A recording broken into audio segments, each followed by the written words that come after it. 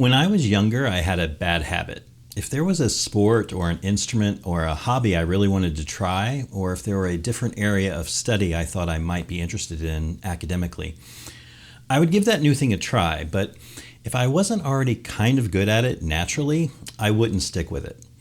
I was like the couch potato who gets into his mind that he's going to run a marathon. He buys some new sneakers, finds a smart running outfit, laces up his shoes, and heads out the door. A few blocks into the run, he realizes he's not cut out for distance running, turns around, walks back home, and tosses the new shoes in the waste bin along the way. I dare say almost none of us are natural marathon runners. The idea that we could go from a mostly sedentary life to running 27 miles just because it looks interesting is silly. But if you're like me, you may fall into that same fallacy in many different ways. I'll talk a little bit about that and give you an update on my quest to write 1 million words in this week's episode of The Million Words Project.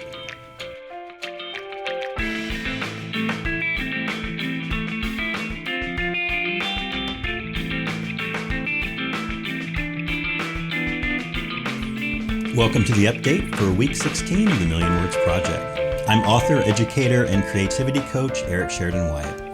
16 weeks ago, I challenged myself to write 1 million new words in 12 months. And in this video series, I give weekly updates on my progress towards those 1 million words. And I also share some of the tips, tricks, and lessons I've learned about my creative life.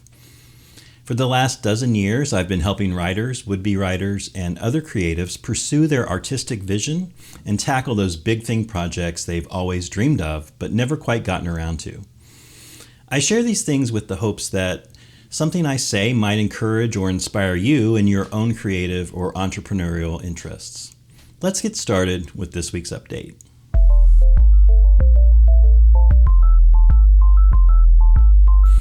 We're going to dive right into the raw numbers for week 16. On the far right-hand side, you'll see that I ended week 16 about 3,500 words above the baseline weekly target, which is 20,000 words. So it was a nice solid week. As I mentioned last week, I've been banking some extra words because I have some personal and family commitments coming up the next 2 weeks, and that will interfere with my availability to write. If we look at the weekly grand totals for the last 5 weeks, I've been averaging somewhere close to 23,000 words per week. So my hope is that even though I have a couple of low count weeks coming up, I will still stay ahead of the baseline pace for reaching 1 million words. Looking at the category breakdown left to right, this week was very similar to last week. The balance has shifted a little bit, but overall, it's still a pretty balanced and typical week. There are 2 points to make here, though. Part of why I do these specific looks at the various categories is to make an assessment of what is working and what is not. Now, as of this week, I've written just over 23,000 words of fiction since the start of the project. I'm really happy to be writing fiction again after a long break, and the slow and steady nature of the 2,000 words here and 5,000 words there has been fine so far. I would, however, like to see some acceleration in that category, so in the coming weeks, I'm going to be looking at ways to ramp up my fiction writing another notch or two. The other big change that may be upcoming is that I may no longer have the client projects category as part of the word total moving forward. I started the Million Words Project at a time when I had just finished a number of client projects, and since the start of this Million Words Challenge, my freelance and ghostwriting business has dried up like a damp sponge dropped in the desert. My instinct is to shift my focus from a general nonfiction and platform category, which is how it's currently aligned, into 2 separate categories of nonfiction, including a new category that's specifically focused on the nonfiction books about writing, creativity, and self-growth that I've been planning and scheming behind the scenes. As I've mentioned in the past, the reason I track words is to utilize the data I collect to help me refine and improve my writing life, and that leads us right into today's topic.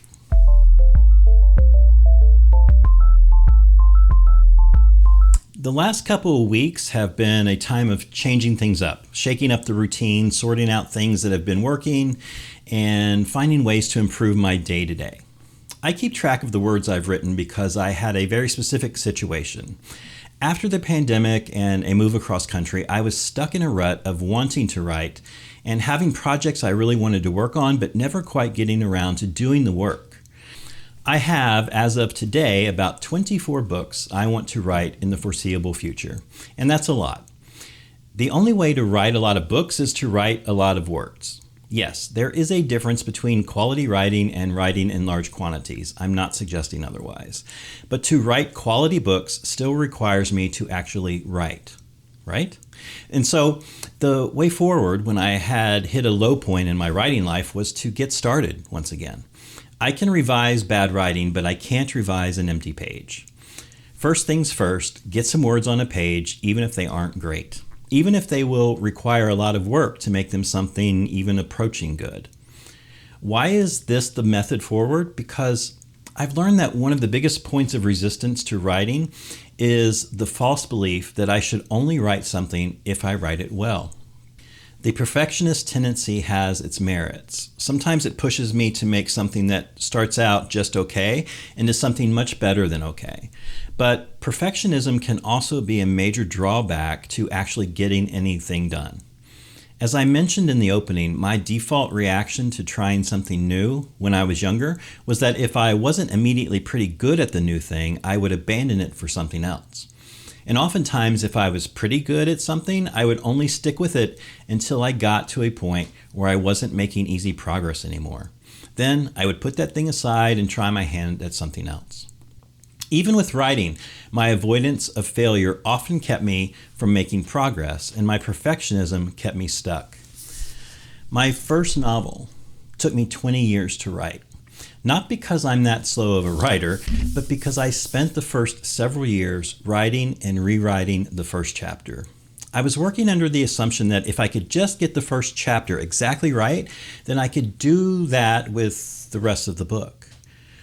Even after I gave up the every sentence must be perfect before I move on to the next one idea, I would write this book until I got to a place where I wasn't sure how to move forward, and I would start over. I changed the point of view from first-person narration to third-person and then back again. I changed from past tense to present tense and then back again.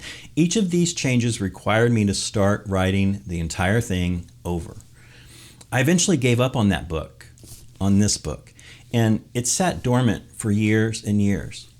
I didn't come to understand that failure is an integral part of doing anything really worthwhile or challenging until much later in life. I actually stopped writing fiction a couple of times in my early adult years, but something always drew me back, thankfully. I figured out that the whole to be perfect or don't do it philosophy was invalid. I've heard there are some writers who actually labor over each line before moving forward to the next one, or they write in a cycle, starting at the beginning and moving forward until they hit a wall, then starting over at the beginning and repeating that over and over and over again until they have a complete book. I do not operate that way. I can't operate that way. Those ways of writing do not work for me. Instead, what I need to do is surrender to writing crap first drafts. Dump drafts, I sometimes call them, or vomit drafts. I start the book or story where I think it should start, and I write as much as I currently know about the story in as close to the order of presentation as I think the story will be told. I write through to the end, and I know that the first draft isn't good, but I write it anyway. Because for me, I have to proceed with two things in mind. First, if I wait for perfection, I will never get started. Second, the way through the creation of a story or book that works for me is to refine, reimagine, and repair the original dump draft through the painstaking process of revision. Revision is, for me, where the real magic of writing happens. But revision, the way I do it, is a marathon. And what gets me ready for that marathon? A training regimen. The Million Words Project is my training and conditioning program. It's getting me prepared to tackle the big projects I want to tackle, little by little, step by step. I'm building back the literary strength and endurance that had faded over the last few years. And here in week 16, I'm beginning to modify and refine things to help me gain even more of that endurance for the work ahead.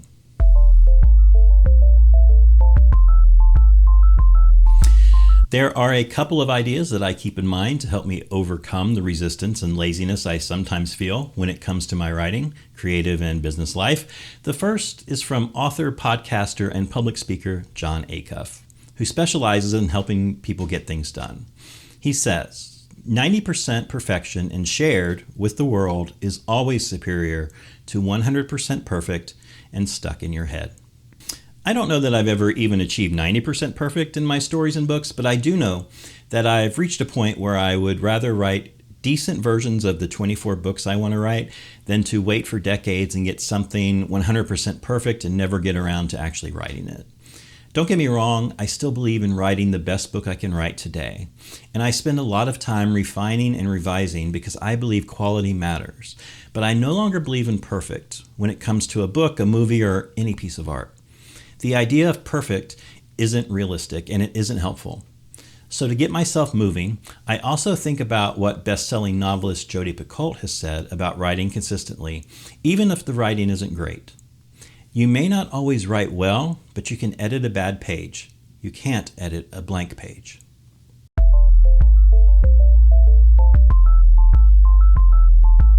If you get 100 writers in a room, you'll have 100 opinions about how to tackle the work. I assume the same thing is true with artists in other fields. There are best practices and tips and tricks to be learned, but ultimately, each of us has a unique path forward, realizing our creative goals. I do, however, think that more writers and other creatives would do well to just consider the ideas of just getting started and not being bound to perfectionism. In my experience, way more writers find success with this mindset than those who thrive under an every sentence must be perfect before I move on to the next one framework. I share my experiences not as a prescription for success, but as a description of some of the things that have helped me zero in on ways to continue forward and not give up.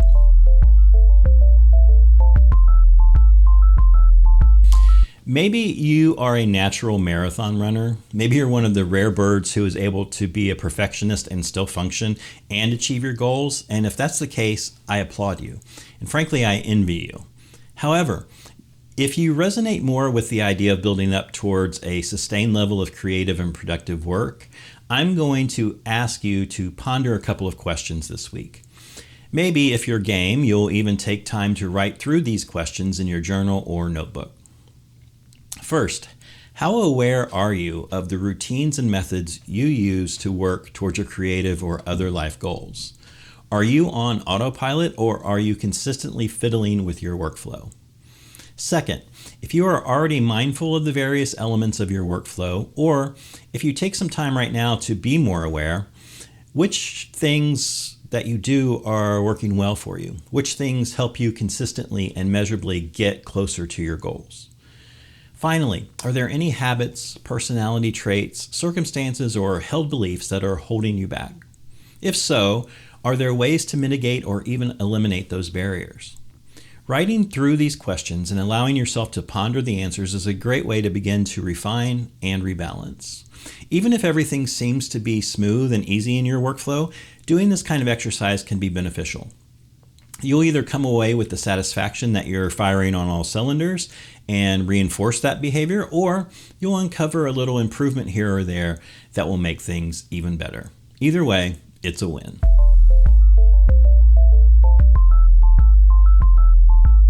That wraps up week 16 of the Million Words Project. Next episode, I'm going to do a 2-week update. I'll explain why next time. Until then, it would be really helpful if you could help me out by liking, subscribing, and commenting or otherwise engaging with this content. Hopefully, if you've watched this far, it's because you found something of value in this video. I would love to connect with more writers and other creatives, so check out the links in the show notes for ways to find me on Twitter, Instagram, or at my website.